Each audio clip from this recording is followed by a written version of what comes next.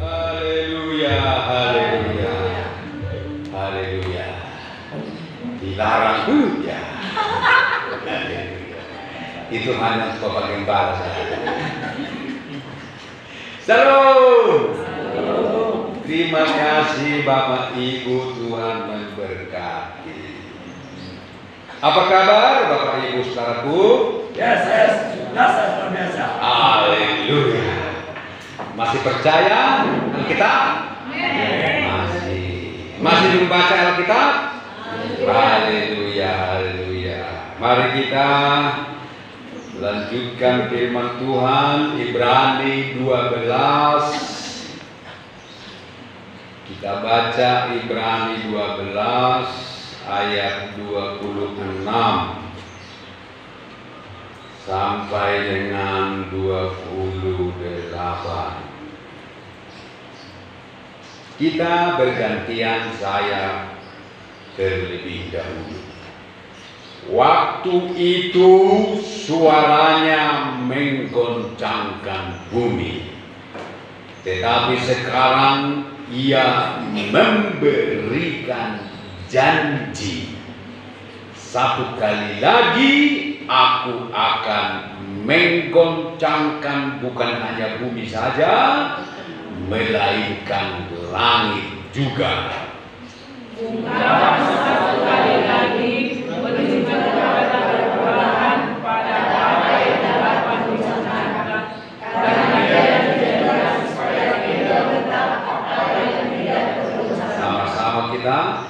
Jadi karena kita menerima kerajaan yang tak digoncangkan, marilah kita mengucap syukur dan beribadah kepada Allah menurut cara yang berkenan kepadanya dengan hormat dan takut. Amin. Amin. Amin.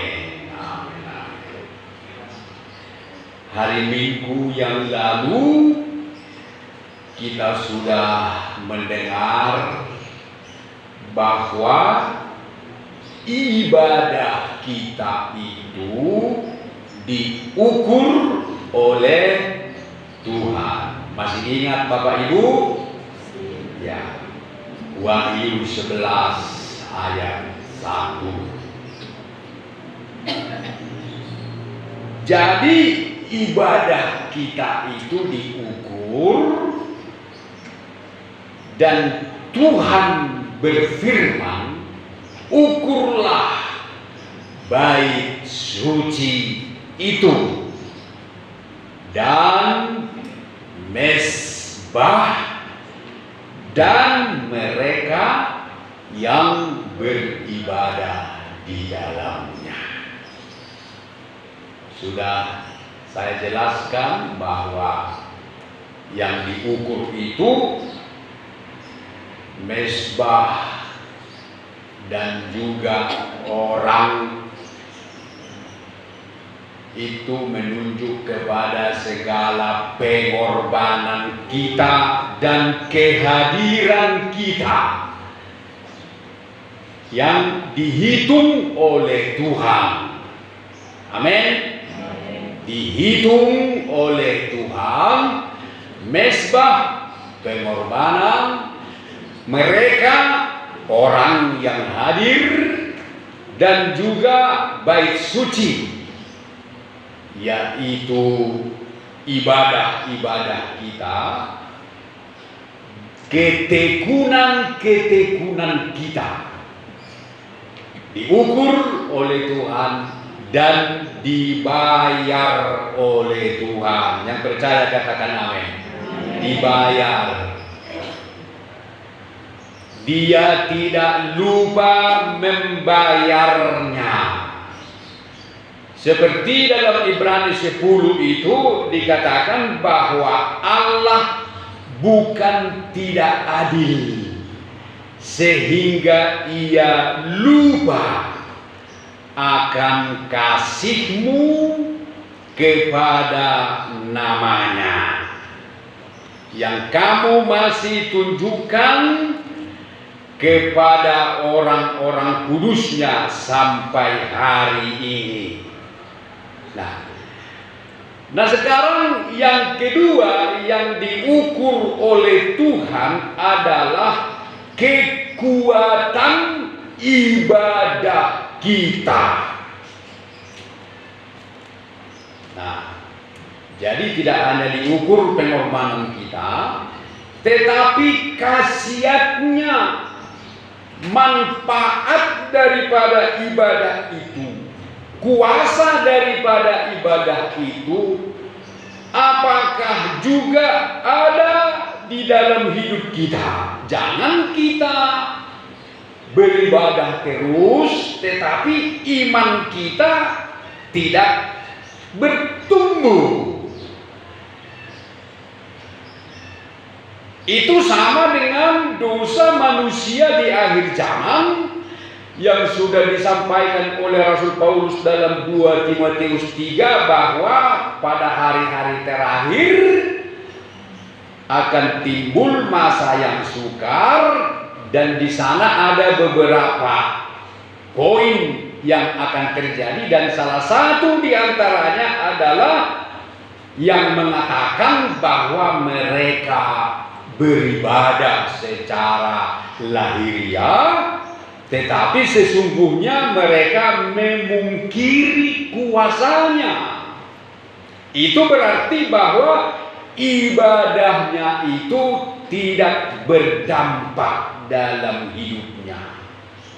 Nah, inilah yang Tuhan tidak kehendaki. Maka yang kedua yang diukur oleh Tuhan adalah kekuatan ibadah kita.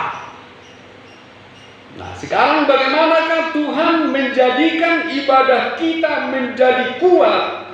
Tentu kita harus memiliki ibadah yang benar, ibadah yang sesuai dengan kehendaknya, ibadah yang berkenan kepadanya. Oleh karena itulah yang akan terjadi adalah goncangan.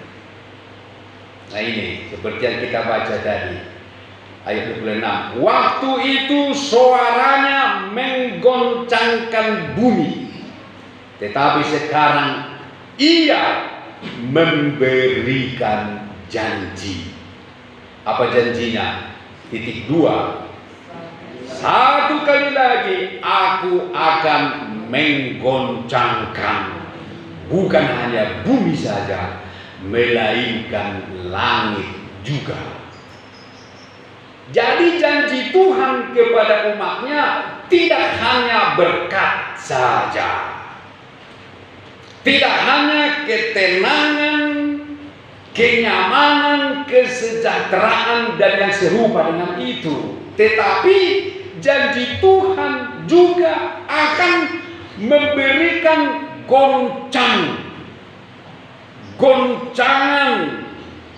Tentu kalau digoncang itu tidak enak, bukan? Tidak enak kalau digoncang. Nah, inilah janji Tuhan. Dia berjanji akan menggoncangkan bumi dan langit. Nah, bumi dan langit akan digoncang. Supaya apa? Supaya yang berubah, supaya yang dapat berubah, supaya yang dapat digoncang tergoncang, dan yang tidak tergoncangkan akan nampak. Jadi diperlukan sebuah goncangan. Waktu terjadi COVID-19, dunia sedang digoncang. Waktu itu manusia takut semua manusia, kan?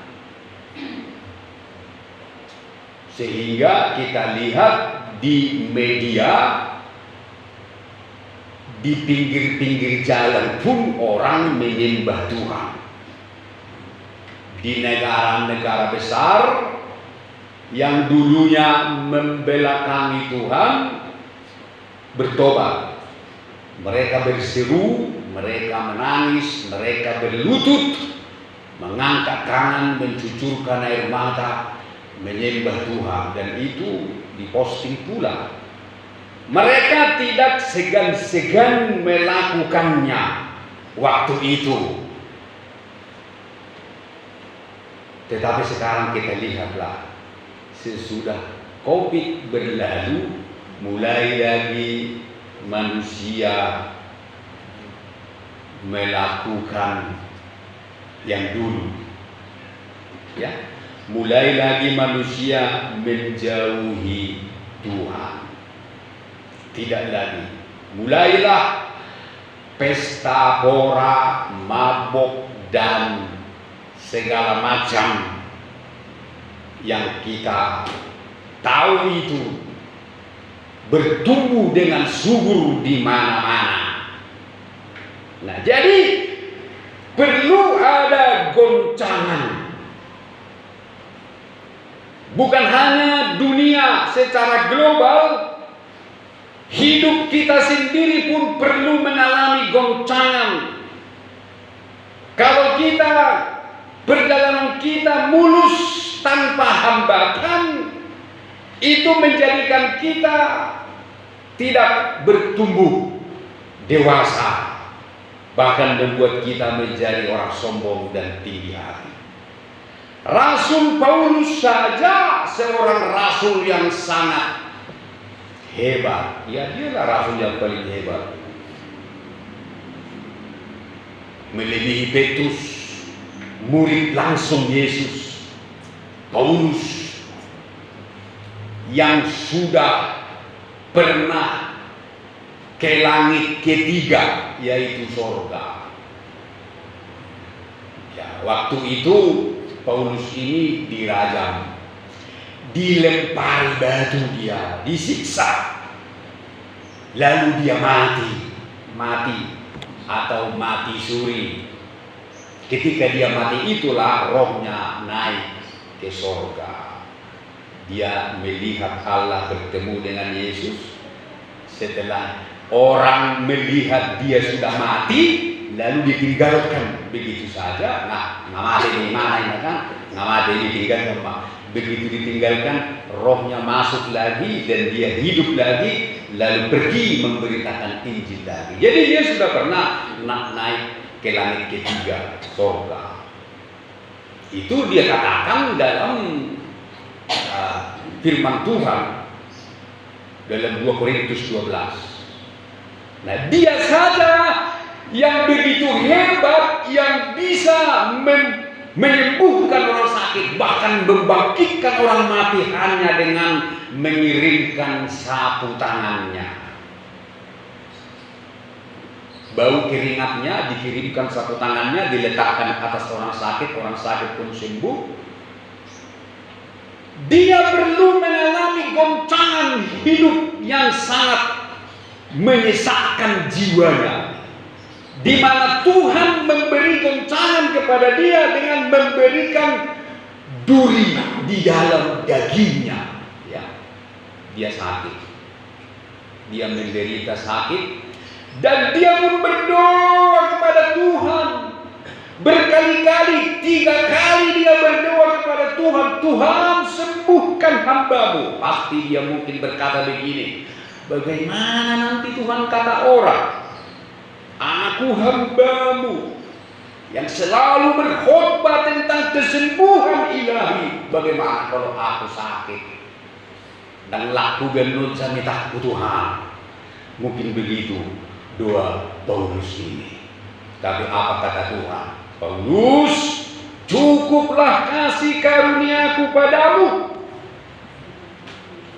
Justru dalam kelemahanlah engkau menjadi kuat. Dan ayat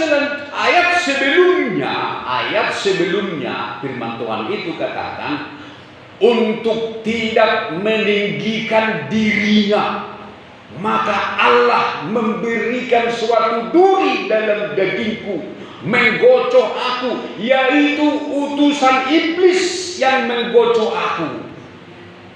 Sudah 3 kali aku berseru kepada Tuhan, tetapi Dia tidak menyembuhkan aku. Malah berkata, cukuplah kasih karunia aku pada. Digoncang. Jadi hidup kita pun, rumah tangga kita pun, supaya makin lebih baik, perlu digoncang. Jadi siap-siap manusia berbeda.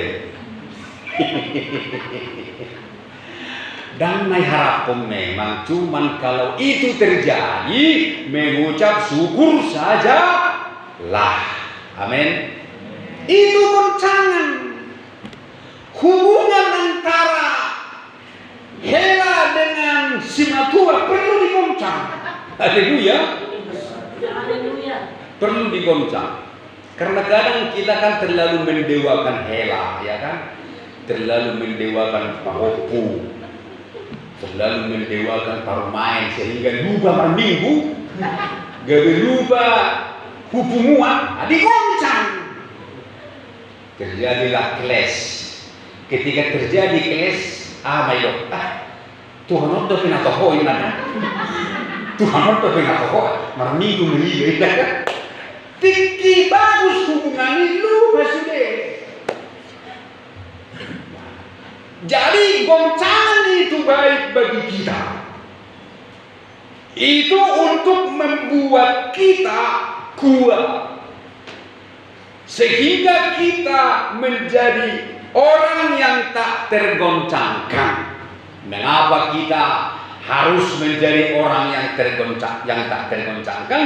Karena hanya orang yang tak tergoncangkan berhak masuk ke dalam kerajaan yang tidak tergoncangkan. Haleluya.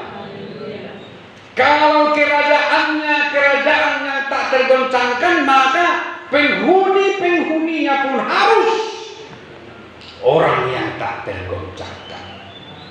Mulut saya mau ditondit do, mulut saya mau ditondit hapursyauna, tidak layak masuk ke dalam kerajaan yang tak tergoncangkan. Nah, saya baca. Jadi ayat 8. Jadi karena kita menerima kerajaan yang tidak tergoncangkan, marilah kita mengucap syukur dan beribadah kepada Allah menurut cara yang berkenan, dengan hormat dan takut.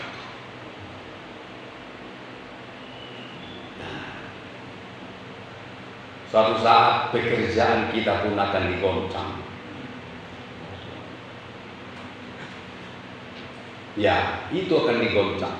Supaya apa? Supaya kita bertobat. Makanya sebelum digoncang, kuatkan dulu iman. Maka itulah kekuatan ibadah, dan ujung-ujungnya di sini adalah marilah kita mengucap syukur. Jadi apabila kita mengalami goncangan apapun, itu adalah dari Tuhan. Amin. Kan itu janjinya. Dia sudah katakan bahwa aku akan menggoncangkan bukan hanya bumi, langit juga. Nah, kalau goncangan itu terjadi, mengucap syukur. Yang kedua, beribadah. Jadi ibadah itu adalah solusi untuk mengatasi dan menghadapi goncangan. Jadi ibadah kita itu kuat. Itulah kekuatan ibadah kita, di mana dengan seringnya kita beribadah, kita menjadi orang-orang yang tak tergoncangkan, tak tergoda. Bagaimana orang-orang muda? Masih mau tergoda? Lalu siapa muzo napa saya? Kamu duduk kamu. Listen to me. Bisa. Masih tergoda dengan uang? Nah, aku heran kok anak-anak Tuhan bisa tergoda, berarti ibadahnya kemana ya? Berarti ibadahnya palsu itu. Hanya takut orang tua jadi dia beribadah. Siapa di sini beribadah karena takut orang tua? Supaya dikasih makan terus. Janganlah begitu ya. Nah, sekarang kita akan melihat Stefanus. Stefanus ini adalah pelayan Tuhan. Dia saksi Tuhan yang beribadah kepada Tuhan dengan sungguh-sungguh. Dia salah satu dari 7 orang yang dipilih oleh Petrus untuk membantu pekerjaannya di bidang diakonia. Salah satu adalah Stefanus, yang pada akhirnya dia ini dibunuh dengan dilempari batu. Sudah tahu mungkin kisahnya itu Bapak Ibu. Dia diseret, orang berteriak-teriak mengucapkan yel-yel pembunuhan terhadap Stefanus, di mana orang-orang itu berteriak sambil menutup mata dan telinga, serentak menyerbu Stefanus, karena Stefanus sedang memberitakan Injil dan menyembuhkan orang sakit. Maka orang-orang Yahudi cemburu dan iri. Mereka menantang dia dan menuduh dia menghujat Allah. Ini Stefanus memberitakan firman Allah, tetapi dia dihujat, tetapi dia dituduh menghujat Allah. Ditampilkanlah saksi dusta yang mengatakan dan bersaksi, benar, aku mendengar orang ini Stefanus menghujat Allah. Dia memberitakan Allah lain, nama lain, yaitu Yesus si pemberontak itu. Maka sekarang mari kita bunuh dia. Maka diseretlah Stefanus dan dilempari dengan batu setelah mungkin diikat atau setelah dikubur setengah badannya. Tetapi apa yang terjadi? Stefanus tersenyum dan bersuka cita.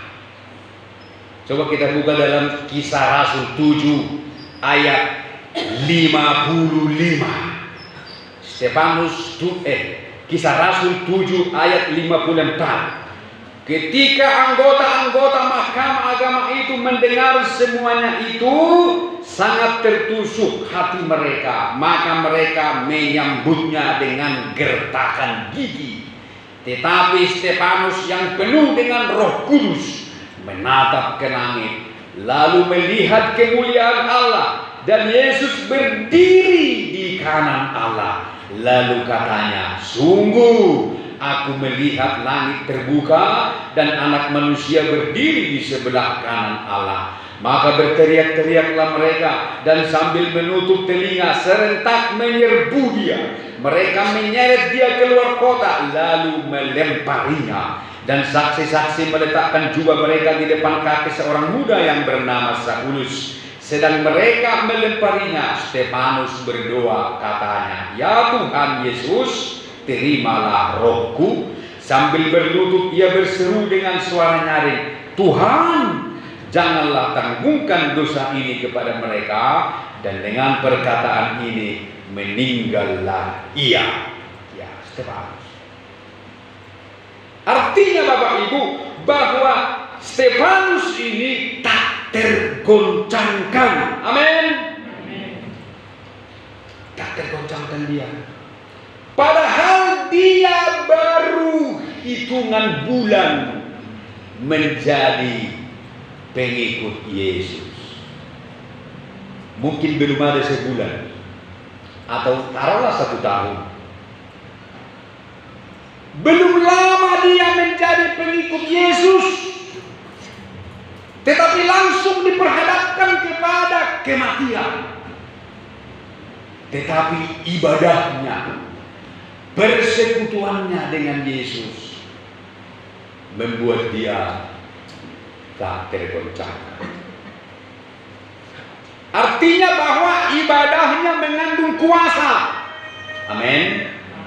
Ibadahnya mengandung kuasa, menjadikan dia murid yang hebat, yang tak tergoncangkan, di mana oleh karena ibadahnya kepada Tuhan, dia tidak merasakan lemparan batu itu. Dia tidak merasakan sakitnya batu itu menghantam kepalanya.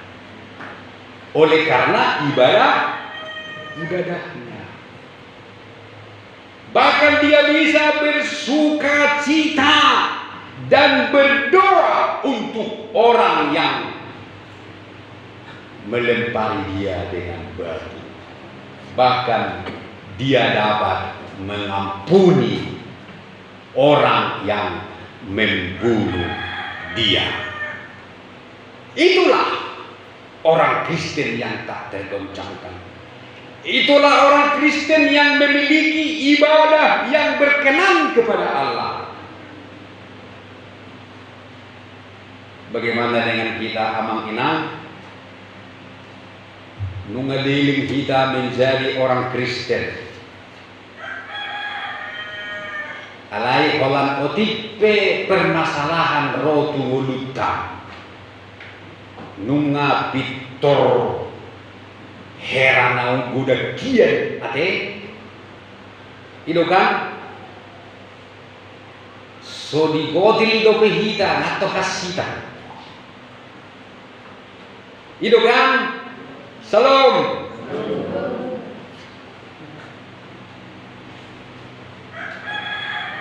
Belum apa-apa pun kita dalam penderitaan bersama Yesus, kita sudah merasa orang termiskin dan tersusah di dunia. Sehingga sering orang Kristen bernyanyi, aku merasa orang termiskin di dunia. Nggak ada ya, gue lupa siapa. Stefanus dilempari batu tak dirasanya. Kita soni patah-patah di mana? Patah-patah mau deh, nah. Patah-patah mau deh. So imana ni tembak icamita, mandepak icamita ni Pak Gemona. Nah. Baper, terlalu manja. Tapi kita lihat Stefanus, ya? Dan hilalai mana akat tebak ini. Tang hilalai mana ala tubuh porsion. Amin. Jadi kamu boleh tebak itu ngamuna do kata-kata nista, kata-kata miring, jangan tanggapi. Ya, itulah orang yang beribadah. Anggap lalu semua kata orang. Yang harus kita tanggapi adalah apa kata Tuhan. Apa kata firman Tuhan. Itulah yang harus kita rasakan. Yang harus kita nikmati. Jangan nikmati penderitaanmu. Anggap saja penderitaan tidak ada. Penyakit pun anggap saja tidak ada.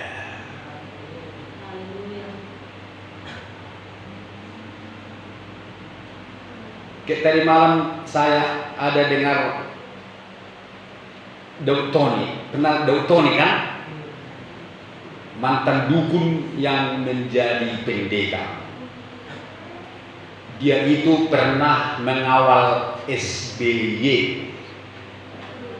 Dialah pengawalnya SBY. Waktu SBY rupanya para pejabat-pejabat ini disantetnya rupanya. Santet kepada pejabat luar biasa. Siapa yang duduk di istana itu santetnya, wah luar biasa itu. Dan dia hadapi semua santet itu. Dia lawan, dia hancurkan, kalah semua, kembali kepada yang menyantet. Dan saya tangkap pesannya dia. Pesan supaya kita tidak bisa disantet adalah kita itu merasa tidak mengalami penderitaan. Artinya, kalaupun kita disantet, anggap saja kita tidak mengalaminya, tidak merasakan apa-apa. Kebal. Akhirnya pulang sendiri santetnya. Begitu. Jadi kalau ibu bapak mau tahu mungkin ada di antara kita yang disantet di sini, dengarlah khotbahnya Dr. Tony. Di sana ada ciri-ciri orang yang disantet. Ciri-ciri orang yang diguna-gunai. Nanti ibu bapak temukan di situ.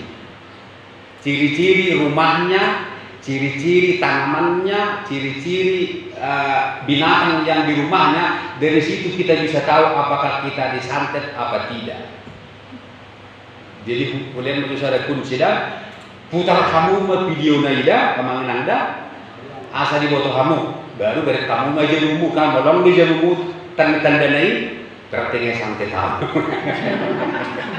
Dan boleh obat orang soal sudah ciri-ciri nah godang malu bereng godang kita sudah mengalami song. Jadi suatu mengenai santet kamu dengan marah dulu. Jadi putar kamu main. Betul. Dan kalau bagian penanon gabiahan kan isi bagus putar kamu manusia. Ngiri dulu kan. Jadi dia itu kan sudah bertobat, sudah menjadi orang Kristen dan pendeta. Dan sekarang dia hadapilah semua dunia kegelapan dengan kuasa nama Yesus. Tetapi dia ahli, dia sudah tahu seluk-beluknya iblis itu, maka dia mudah menghadapinya. Nah, jadi satu yang kutangkap kebal itu masih salah satu, banyak juga memang. Dan salah satunya yang orang yang tidak bisa disantet, rumah tangga yang tidak bisa disantet adalah rumah tangga yang harmonis. Amin. Hidup di mana? Molo harmonis do rumah tangga dan boi disantet. Tunggu HP. Harmonis. Alai molo berbeda do morak. Nah, kedua orang jolma ngaseri-seri mekel dan boi disantet. Betul, nggak percaya putar nanti ya. Nah, sering-sering mekel dan boi santet. Alai dari kamu mah, adong dari kau lima, molo korngin ijaduta heresak rihit, tindakan, molo yang santet. Jadi korngin molo pangwadong herari sapak kon, ima tanda nasada bahwa kita sedang disantet. Alai membagian kamu, bisa saja kita disantet, tak mempan.